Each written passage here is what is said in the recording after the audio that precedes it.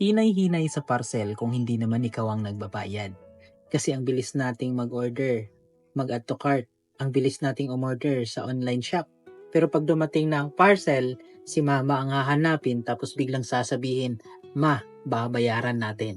Kasi habang aliw ka sa bagong gamit, bagong damit, may nanay o tatay kang tahimik na iniisip naman kung saan huhugutin yung budget.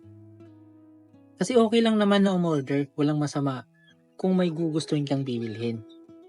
Pero sana gamit mo ang sarili mong pera at kung hindi pa kaya, matuto kang magtiis muna.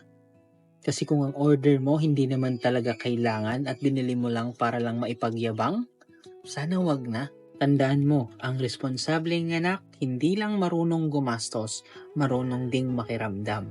At kung hindi mo pa kayang kumita ng pera, matuto ka muna sanang mahiya. Dahil minsan si mama at papa mo, kung kaya lang talaga nila, ibibigay nila. Pero kung alam mong kapos pa sila, sana magtiis ka muna. Malaking tulong na yun para sa kanila. Kasi hindi ka na gumastos, nakatulong ka pa.